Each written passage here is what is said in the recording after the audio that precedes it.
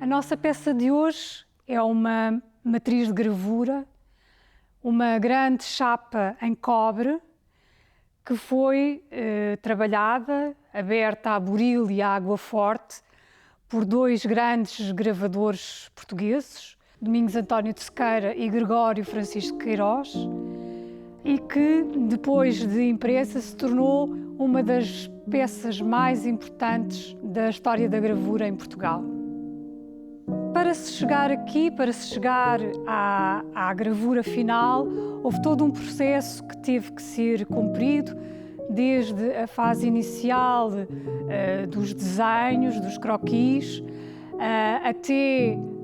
ao grande desenho e depois à passagem propriamente para a chapa e para a produção da gravura.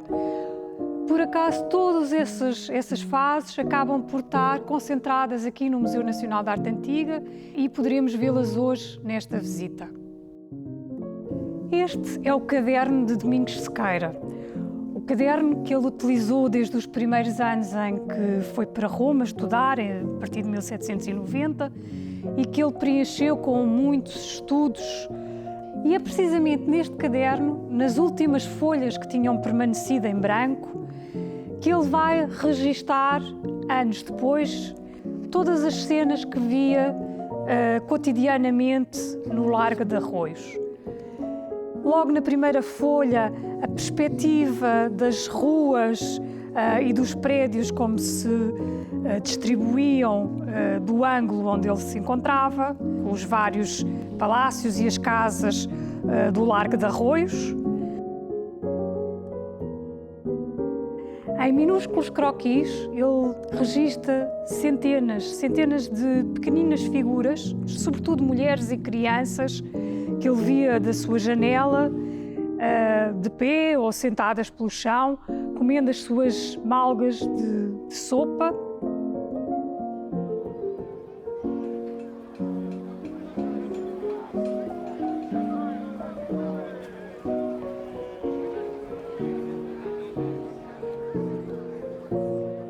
Os militares que circulavam entre os populares e que se dirigiam à frente da batalha e as portas da cidade eram um pouco mais acima.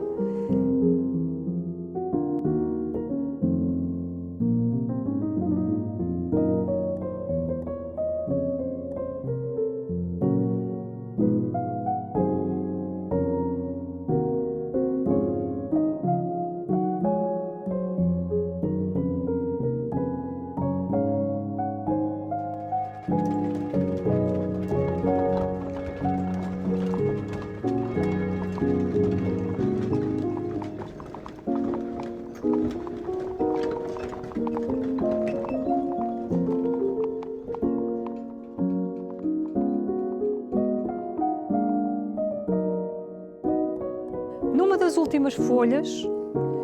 nós encontramos a pequena janela, o interior da casa, com a pequena janela onde ele se encontra a desenhar. Por isso temos a certeza da posição onde ele se encontrava e de onde viu todas estas cenas.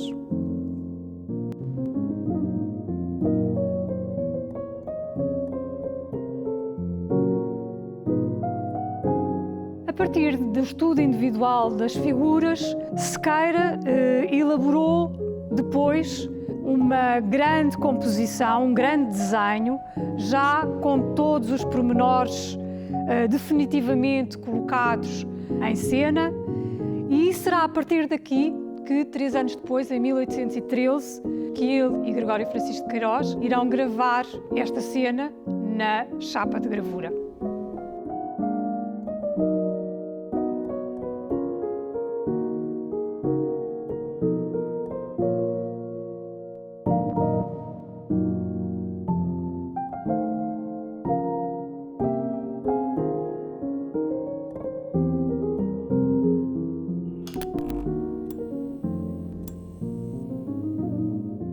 As chapas eram depois impressas nas oficinas tipográficas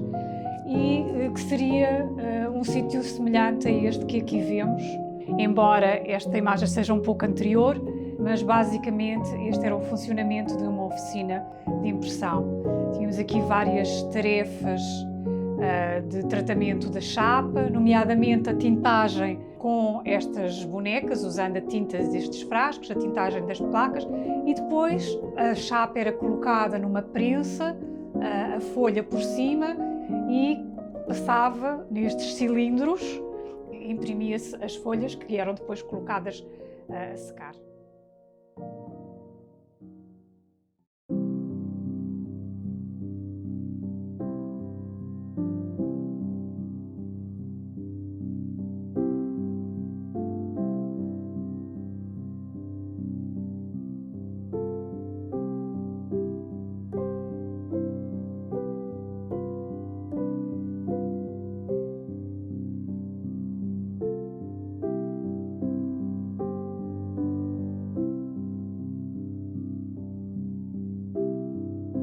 Na gravura agora já impressa sobre papel,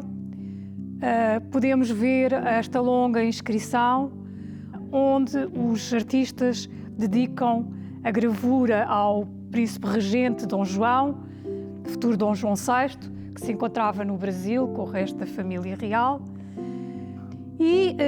no resto da legenda é-nos contado uma série de pormenores, nomeadamente que o trabalho da gravura foi aberto pelos dois numa parceria, em que Sequeira abriu o contorno das figuras na chapa e depois o resto da composição aberta por Queiroz. Esta representação conta-nos um episódio passado durante as invasões francesas, entre outubro e novembro de 1810, por causa do cerco à volta da cidade, imposto pelas tropas francesas. Milhares de pessoas que habitavam à volta da cidade vieram refugiar-se porque, numa política de terra queimada, o general britânico Wellesley tinha feito destruir as colheitas e todos os bens dos arredores de Lisboa, de maneira a que as tropas francesas não se pudessem abastecer, pelo que um grupo de abastados comerciantes da cidade reuniu-se para organizar a distribuição de alimentos por essa população, e um dos pontos da cidade onde isso era feito era precisamente aqui no Largo de Arroios, muito próximo onde Sequeira morava nesta altura, uma vez que ele morava no Largo de Santa Bárbara.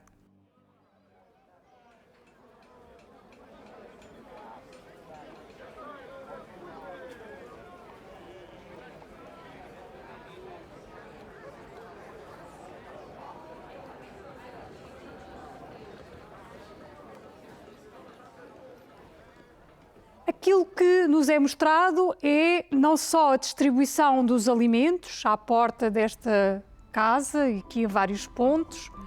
como depois o desfile das tropas que, subindo esta calçada de Arroios, se dirigiam a uma das portas da cidade para precisamente chegarem às linhas luso-britânicas. Esta gravura, preparada através da nossa chapa, permanece como a mais significativa imagem das invasões francesas e das consequências que a guerra teve na população civil.